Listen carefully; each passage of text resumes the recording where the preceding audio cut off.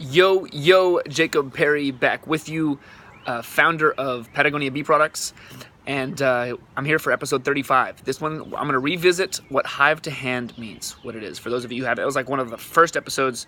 A lot of you probably haven't even seen it, who've caught on to us since then. So I'm going to revisit that. It's going to be a short one, get to the point, and be brief, right? So hive to hand, what does it mean for us?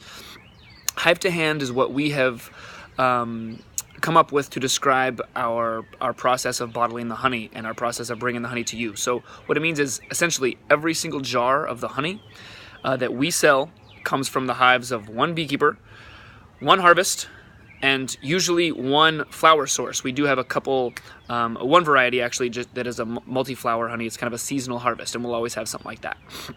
But every single jar comes from the hives of one beekeeper, and in fact we have little hang tags on the jars that will tell the name of that beekeeper, and it's one harvest. So we're not holding honey for years and mixing this, mixing that to make sure we have enough of this, have enough of that, and that's what is done in the honey industry. So the reason this is important, that's why is that important? Why are you doing it that way? Why is this the artisan craft way? Well, because honey naturally would be a unique product of its environment.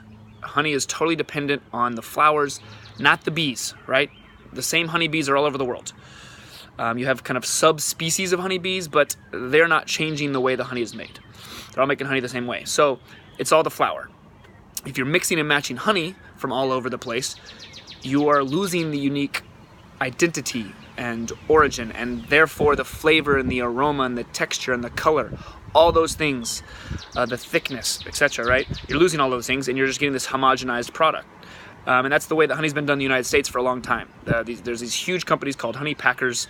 They get honey from several countries, sometimes up to 10 countries, and will mix it all together, heat it up so it's syrupy. In fact, our honey, if you heat it up, it turns syrupy and golden. That's why that honey is that way.